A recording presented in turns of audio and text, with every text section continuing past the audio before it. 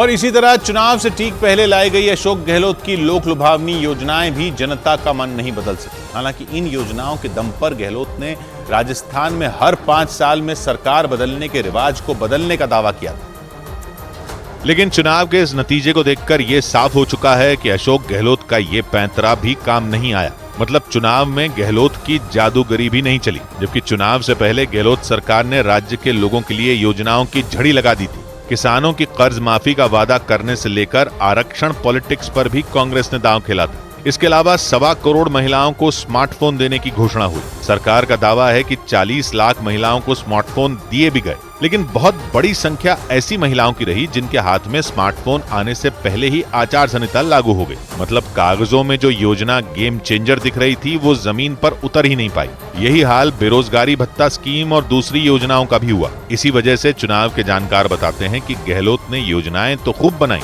लेकिन उनको लागू करने में लापरवाही बरती गई।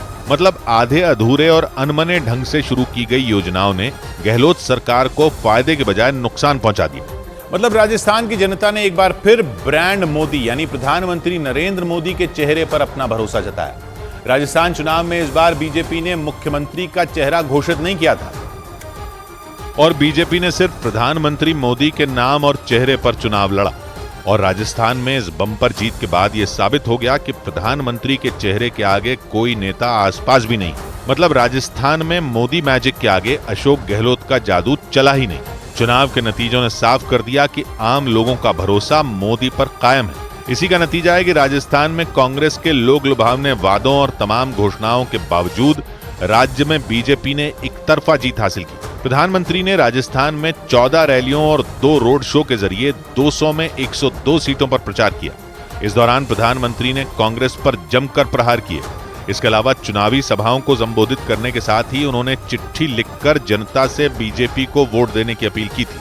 सियासी जानकार मानते हैं कि प्रधानमंत्री की इस अपील का राजस्थान के लोगों पर अच्छा खासा असर पड़ा और राजस्थान में प्रधानमंत्री मोदी की ऐसी आंधी चली कि कांग्रेस के कई बड़े नेता अपनी सीट तक नहीं बचा पाए। इस चुनाव में गहलोत सरकार के 13 मंत्रियों को हार का सामना करना पड़ा और उन मंत्रियों में सबसे बड़ा नाम प्रताप सिंह खाचरियावास का है, जो गहलोत सरकार में खाद्य एवं नागरिक आपूर्ति मंत्री थे और जयपुर की सिविल लाइंस विधानसभा सीट से चुनावी मैदान में थे।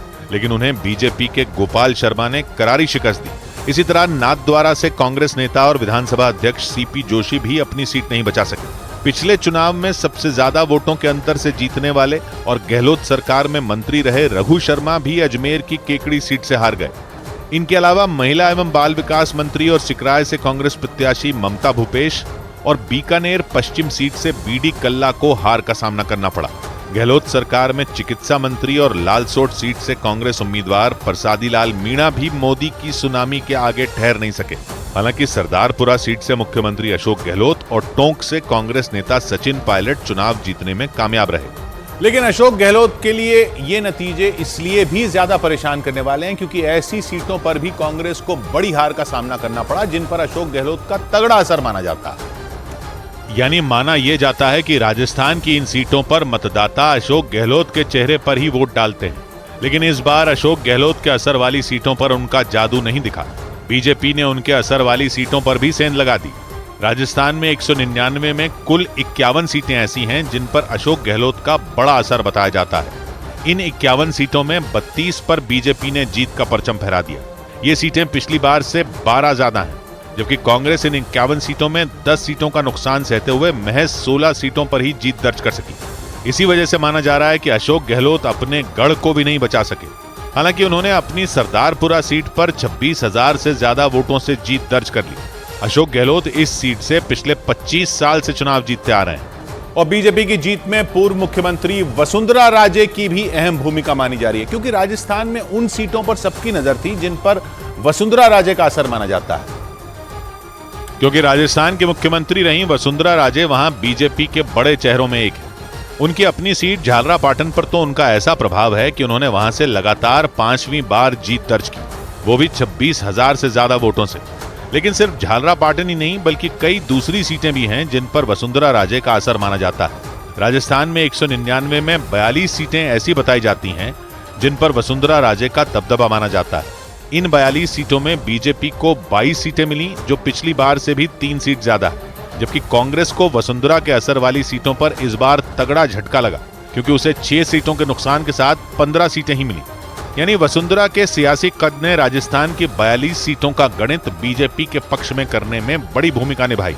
और इसी वजह से राजस्थान में बीजेपी के सीएम फेस के लिए सबसे मजबूत चेहरा वसुंधरा राजे का माना जा रहा है। 5 साल पहले भी वो राजस्थान की मुख्यमंत्री रही और इन चुनावों में भी उनका बड़ा असर देखने को मिला, जिसके बाद एक बार फिर ये चर्चा तेज हो गई कि वसुंधरा राजे को राजस्थान का मुख्यमंत्री बनाया जा सकता है। हालांकि बीजेपी का एक बड़ा चेहरा होने के बाद भी इस बार का चुनाव उनके नाम पर नहीं लड़ा गया, यानी बीजेपी ने मुख्यमंत्री के चेहरे के बिना ही चुनाव लड़ा। लेकिन कहा जा रहा है कि वसुंधरा ने अपने समर्थकों को चुनाव जितवाने के लिए कोई कोर कसर नहीं छोड़ी। उनके असर वाली 42 सीटों पर भी बीजेपी ने अच्छा प्रदर्शन किया और इसीलिए माना जा रहा है कि सीएम पद के लिए उनकी दावेदारी और मजबूत हो गई। 5 बार विधायक और 5 बार लोकसभा सांसद रही वसुंधरा राजे 2 बार राजस्थान की गद्दी संभाल चुकी हैं। साल 2003 में उनके नेतृत्व में 120 सीटें आई थी, तो साल 2013 में उन्होंने 163 सीटों के साथ बीजेपी को बम्पर जीत दिलाई थी। माना जा रहा है कि राजस्थान में बीजेपी को मिली प्रचंड जीत के बाद वो तीसरी बार राजस्थान की सत्ता संभाल सकती हैं।